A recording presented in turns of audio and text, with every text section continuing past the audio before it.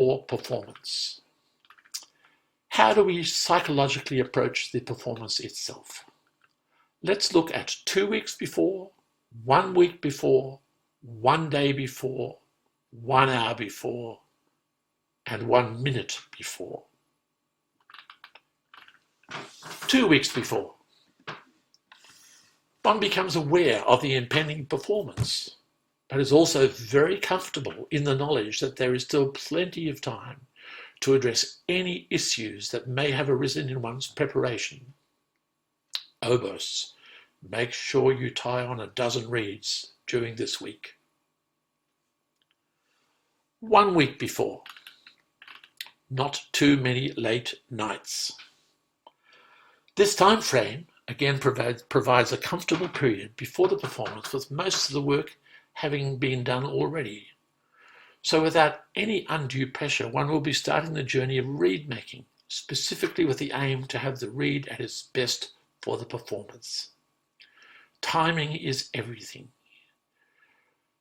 When you get to the performance, just as an extra suggestion, if you have a choice of reeds, play the reed that you know, not the new reed. 1 day before. One will need to think about meals, what one eats, where one eats, and how much one eats. Some people need to avoid chicken because it makes the mouth oily, others fried foods because of the salt, others dairy or ice cream because of the way it thickens up the saliva. When one eats. Well, perhaps the main meal at lunchtime is a good idea for a wind player. I can't play on a full stomach, but I need a steak. I generally have a steak at lunchtime if I'm playing Strauss at night. I'll then have a small snack at dinner prior to the performance. A word of warning, no hot drinks just prior to any performance. That little piece of skin that comes off the top of your mouth in here, flowing a cup of hot tea, will block the oboe reed entirely. No sound will come out. I can personally vouch for that fact. Coffee can be another problem when consumed too close to a performance, as it thickens up the saliva, making the reed harder and less responsive. Tchaikovsky's Symphony No. 4 can be rendered very hard work after a coffee at the interval, something I once discovered the hard way. Rehearsals on the day. You will play your concerto through with the orchestra. You will be playing full bore. You won't be performing in quite the same way that you will be doing that night, but you do need to gain the experience of the actual piece right through. You will have done that before with piano at least once or twice a week, so that you have the stamina and that you know you're comfortable within it. So you have to be able to play, for example, the Strauss concerto twice in that day. And that's something else to remember when I mentioned about what reed to play. Choose the reed you know, the reed that goes from note to note, not the one with the better sound that's harder work and might close up or stop completely halfway through the Strauss in the softest part, and that you don't need. Another tip that I use is to make sure one wears one's concert shoes for that final rehearsal. Make sure the shirt you're wearing has a big enough collar. The neck swells enormously while playing, and being choked by one's shirt is not a great feeling while playing the Strauss concerto. The Strauss is taxing enough already without adding a tight collar to the equation. Again with the shoes, another example, on the Melbourne concert in the Melbourne Town Hall, where the risers aren't used, where there isn't an extension, the solar position in which you play is angled down at a slight, maybe 10-degree angle. So you feel like you're falling into the audience all the time that you're performing. That's another thing. Just you need to look out for these things in a rehearsal. See how the hall sounds without the audience, and be aware that the audience will make it quite a different thing. 30 minutes before. There's still a comfortable amount of time before the performance in which to gather oneself. It can be useful to observe how your colleagues or fellow students prepare and see if their methods might work for you. In such an example, a friend of mine, Gareth Hulse, a very fine English oboist, and a friend from the days when we were both studying with Heinz Holliger, explained his routine to me at that time. He sits very quietly a half hour before, doesn't play the instrument, doesn't talk to anyone, and focuses on breathing calmly. A little on the meditative side, perhaps. If I'm performing a concerto, the final half hour will see me slowly play through the first half of Loyon Study number 5, which I feel calms both me and my fingers. This particular study is very useful before the Strauss concerto because of its similarly scalic nature. I will spend the last 10 minutes of that half hour checking for water, checking again, obsessively checking in fact, but that's my way. Others are much more relaxed. The great British pianist Peter Donohoe once spent the 15 minutes before going on stage to play Brahms' one of the Melbourne Symphony Orchestra, chatting with we players in the band room who weren't playing in the Brahms. He was very relaxed. You wouldn't have even known he was going to be playing the Brahms' first piano concerto. When he was finally called, he put down his tea, put on his jacket, bade us farewell, and walked on stage. We were all quite amazed. Another performer, Gil Shaham, seems not to get nervous at all. He just loves going out to play all the time. Heinz Holger told me the only time he ever got nervous is when he played in Freiburg, or particularly if he played piano. One other international artist I know likes to chat with friends in his dressing room for 20 minutes or so before he goes on stage. He finds it very relaxing and normal, and so his nervous situation is very calm. It's Gareth's equivalent of relaxing and Gareth's breathing. It's a relaxing feeling. My playing the study through is relaxing.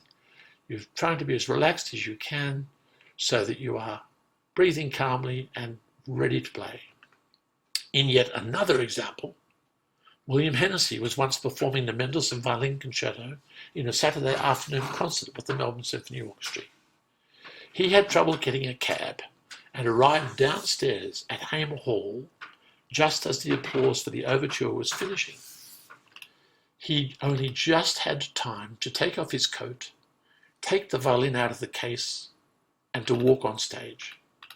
It turned out to be one of the best Mendelssohn performances I have ever heard. Another example, the great Australian pianist Percy Grainger sometimes ran from city to city in the United States, arriving just in time to perform. I couldn't recommend that for oboe or bassoon, though. 1 minute before. Final check of the reed and instrument, especially the octave holes in the top joint keys, checking for water on oboe. Mind you, one can clean the instrument assiduously and still be embarrassed, and it can happen anywhere. Typically in the Brahms Violin Concerto, during the violin cadenza in the first movement, you will be cleaning that instrument. You'll be checking the octave holes. You'll be checking the main tone holes of the top joint to make sure they are all clean. We witnessed Tony Camden in the London Symphony Orchestra doing just this during the cadenza of the Brahms Violin Concerto, played by Itzhak Perlman at one of the London proms at the Albert Hall with Andre Previn conducting. It was clear that he was making sure the instrument was absolutely ready for his solo. The second movement started. The chord came and the oboe came in. Every single note bubbled with water, even the C. Andre Previn cut the orchestra off very calmly. Tony Camden very calmly again took his instrument apart, spent 2 to 3 minutes cleaning it properly, gave notice to Andre Previn that he was ready, and then they played the second movement, and it was beautiful. But that is just an example of the fact that these things are going to happen.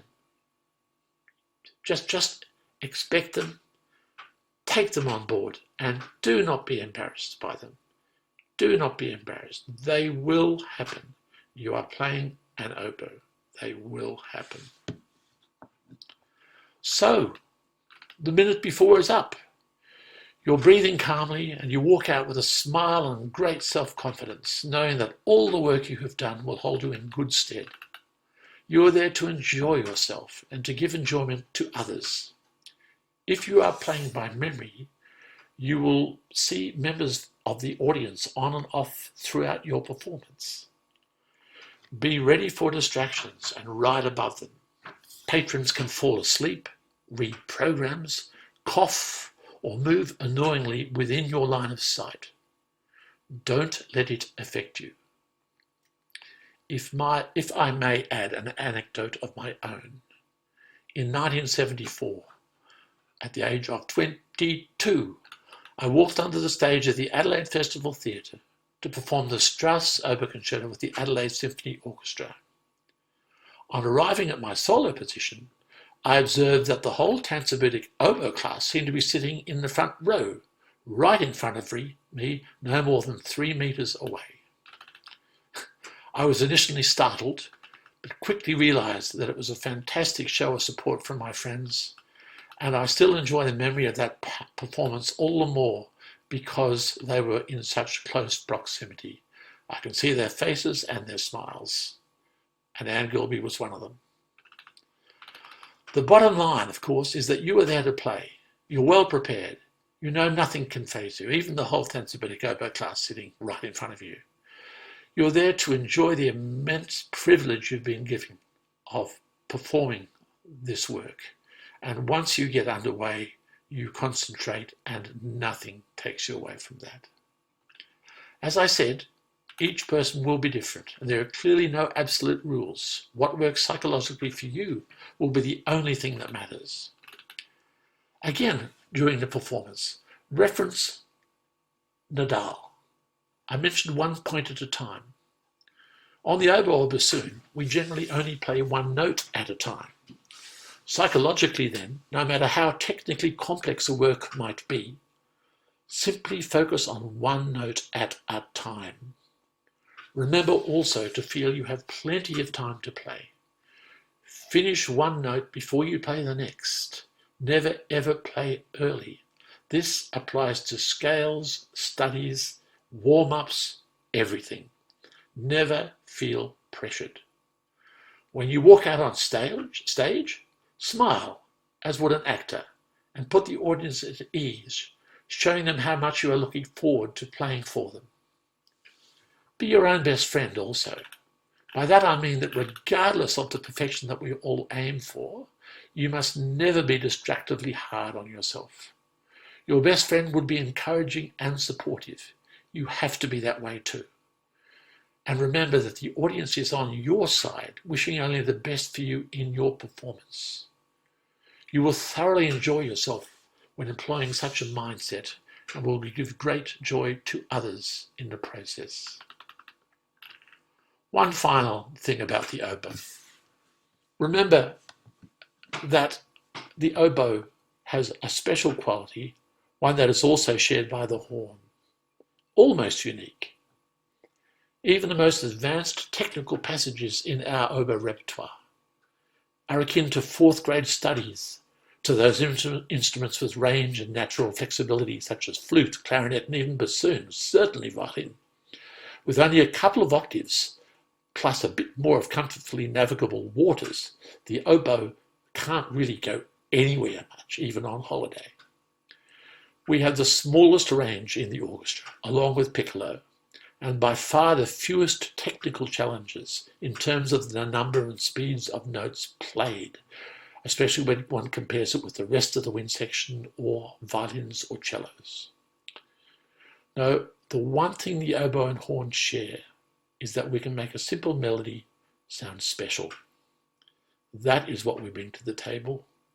That is the joy of playing the oboe. I hope that this little talk will help you enjoy playing and just give you the confidence that you can psychologically prepare yourself very well for performances through practice, as long as the practice is well done and that you are not being too hard on yourself at any time. Thank you.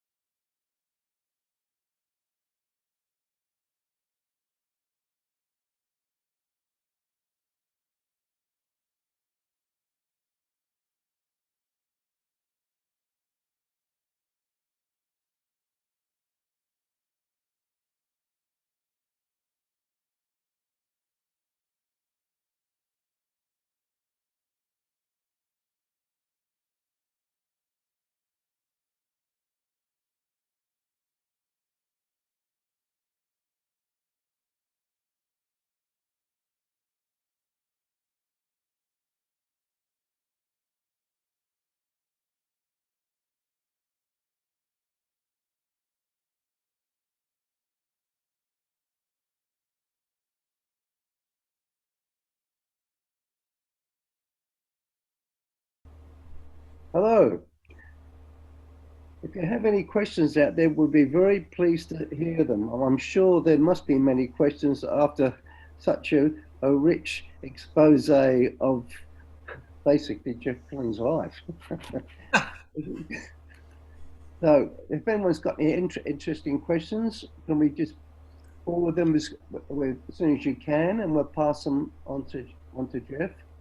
Have we got any at the moment? I think they're coming in. I have one actually, Robert. If I could actually ask Jeff a question. Yeah, go ahead.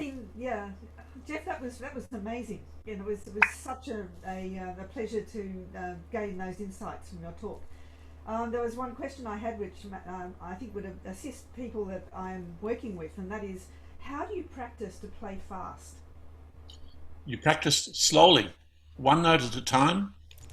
And when you play fast, you only think one note at a time. I have to say that this is something that I learnt from sitting next to my wife, Prudence Davis, in the Melbourne Symphony Orchestra. That was her teachers and her method of playing, and she never, ever, ever sounds pressed or pushed. It's the most astonishing technique. Nothing ever happens too early, and everything is in its place. It's just wonderful. So I have learned so much sitting next to a player like that, and I apply that. For example, playing Tomba de Couperin, that can be any speed. A conductor will come once we have which is actually easier than slow, of course. But no matter what speed you're going, you don't get transfixed by the number of notes in front of you. You can only play one note at a time, and that's what you think of.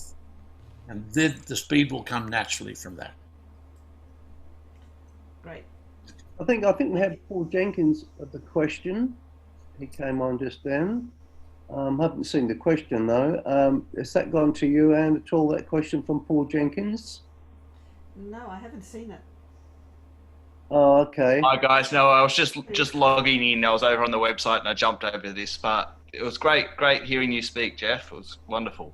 Thank you, Paul. Do we have any other questions that have come in? There's one I'd like to ask about hearing the note before you play it. I had a young student, very young, and we, of course, for sitting down to do an exam, we had to do some oral. And I played a note on the piano and asked him to hum it.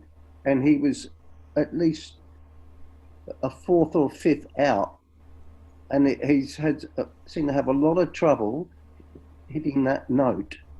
Now, what have you got any ideas on how you would train a student to sing the right note, to sing the note that you're playing, or hum it, or grunt it? I don't know. You know.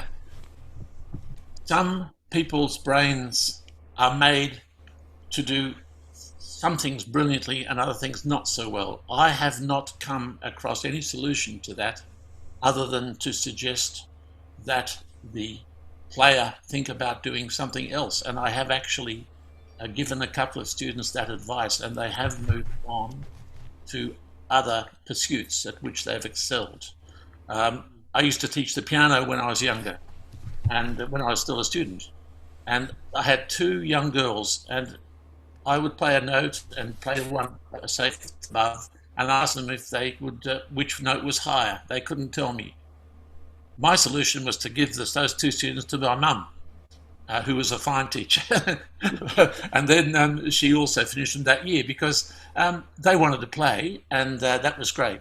But in terms of achieving any level in exams, that wasn't going to happen. But still, they could play and enjoy themselves. And your student will be able to play the oboe and just not be able to join in. They'll still get the enjoyment of blowing the instrument and making the sound. And I'd say by listening to as many recordings as possible may help. But as I said before, just singing the tunes that they know, maybe pop songs that they know, they'll probably sing those in tune.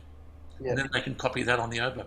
Yeah, I did try that with this particular student. He did improve, but when I asked him, do you sing at school? No. He's never sung at school ever. So it's not surprising that students do have difficulty sometimes pitching notes simply because they never use their voices. Yes, absolutely. Well, every person has a musical ability, because if you hear people speak, the pitch will go up and down as they speak. It'll be higher and lower depending on what. So perhaps taking from that angle, saying that as you speak, or you're speaking high, you're speaking low, have a listen to that and apply that to the note you're trying to play or hear. I think we have a question from, is it Amelia? Oh, Amelia? Hello, everybody. Use their voices. Yes, absolutely. Well, every person has a musical ability, because if you hear people speak, the pitch will go up and down as they speak. It'll be higher and lower depending on what. So perhaps taking from that angle, saying that as you speak, or you're speaking high, you're speaking low, have a listen to that and apply that to the note you're trying to play or hear. I think we have a question from, is it Amelia? Oh, Amelia? Hello. I think you need to turn your sound down. They're on delay, so you need to turn your sound off. Because if you hear people speak, the pitch will go up and down as they speak.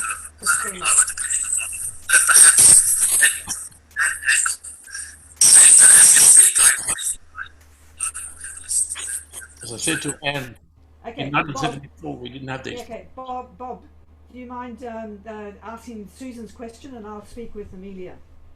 Okay, Susan, what was your question?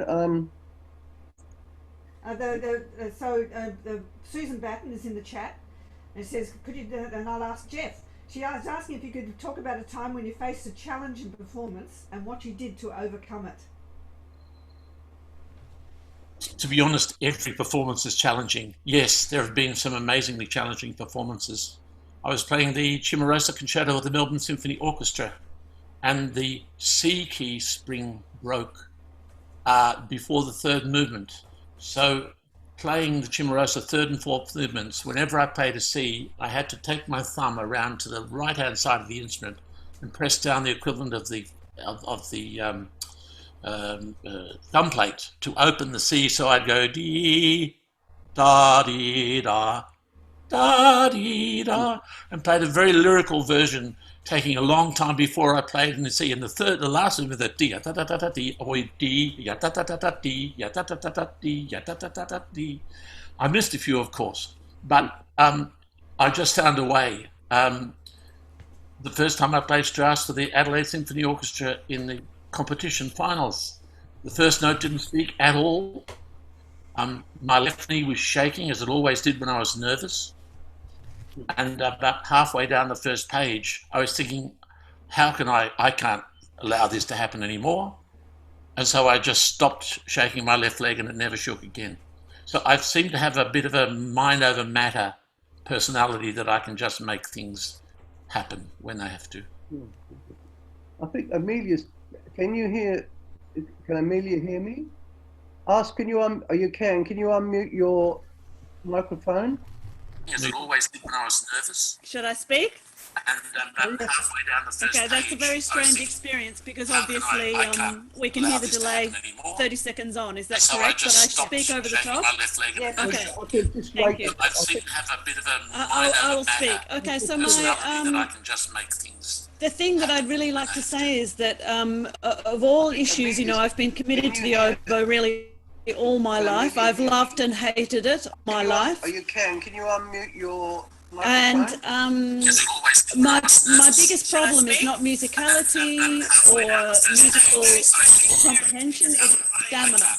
And maybe that my mouth has never been the right shape or fit for the oboe. And it is, you know, a really truly blossoming professional career, I feel, has eluded me due to stamina. Is there anything that you think, Jeff, I could have done differently or can do differently to build stamina and to gradually increase the strength that I would love to have to be able to play, you know, really committed.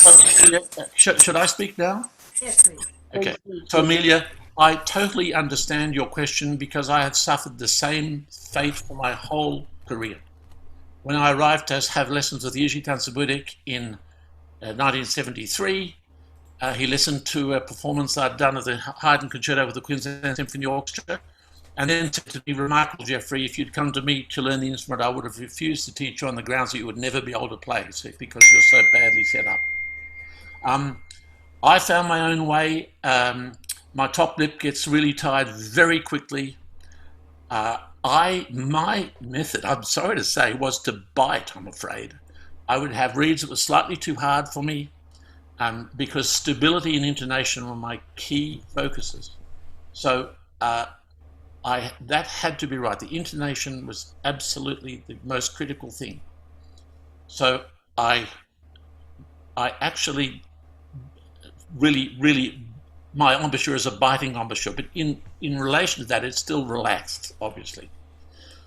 I found that I had to practice only small amounts. Sorry. I think you have a phone call, Jeffrey.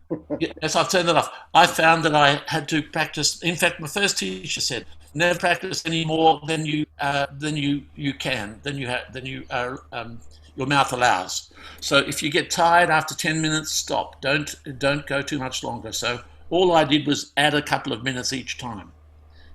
Similarly, in orchestra, in the big tuttis, I sometimes just take a little break and don't play things that I know are going to be doubled by the second oboe or other instruments. I'm not alone in that. Jonathan Kelly told me in the Berlin Philharmonic he does the same thing occasionally, in Beethoven 7, for example. Before the Brahms Violin Concerto, the Brahms First Symphony, if you have a look at any performance of it on stage, and they have an oboe on the camera just before they play the solo, you will see that they won't play the three notes before that solo. They won't go dee da da. They won't do that. They'll go da da da dee da. So for 43 years that I've been playing in the orchestra, every time I've played the Brahms First Symphony, I've never played the three notes before, and not one conductor has noticed, not one. So you have to take breaks. So Amelia, I would say light reed, but I found if I made a reed that was too soft, it was harder work than a harder reed. So again, you find your own way, and I've just accepted that, no, I do not have the stamina of a Diana Doherty. I just don't, nor many other things that Diana has, of course. I just don't have that. I find my own way. I make the music my own way. I actually play the oboe my own way. So the way I play, I don't teach exactly what I play embouchure-wise because I've done it my own way. Heinz Holger tried to help me with a longer top scrape and a shorter bottom scrape, and he said, "No, just do it your own way." So look, that's my only advice. And in terms of solution, if you want to be a high jumper, a 5'2" person wouldn't go in for high jumping. And I'm afraid we're all built the way we're built, and we have to find the way. And if we don't have the stamina, we just don't have the stamina.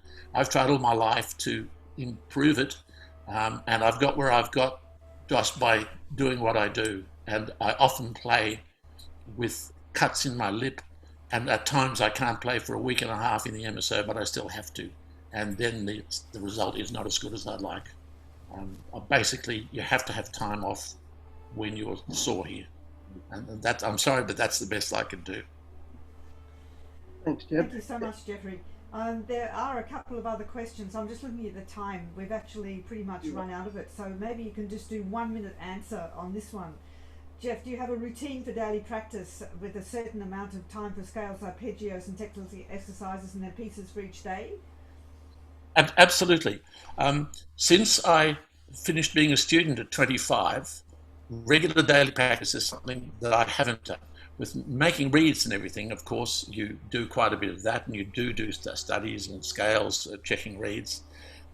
Prior to a concerto, I will certainly get into a routine, but the practice routine that I always used, 4 hours, I would do 2¼ hours scales, 1¼ hour studies, and a ½ hour pieces. I learnt the oboe based on the fact that with the technique you can sight read the pieces, because the pieces are so easy compared to piano, violin, or any other instrument. Thanks so much, Jeff. And we've got time for just one other one. I've got one here. Can I just jump in with Owen Woos? Okay, and that is just to say, in one sentence, what's the hardest thing about learning the oboe? Stamina. Stamina. Good. Thank you. There you go, Owen. Stamina. I've got one more here. Can I squeeze this one in? Yep. From Susan. Could you tell us about a time when you faced We've done that one. You've done that one? Yes, we did that one. You did that one, you praised it or whatever. Okay. No worries. Thanks, everybody. When I asked my first teacher, Frank Lockwood, to teach me the oboe, he said, "I'll teach you on the grounds that you never come back and say that I encourage you to take it up." Well, I'm glad that you persevered, Jeff, because you're a wonderful player, and it's Thank been you. a fascinating hour with you. And Thank you. And the comments on the chat there are just saying how much everybody has enjoyed actually these insights into your world as an oboe player, rather than just sitting there and listening to you. They've actually now understood much more about what's going backstage. Great. So thank you very much. Thanks, everybody. Thanks very much, Jeff. It was very, very interesting.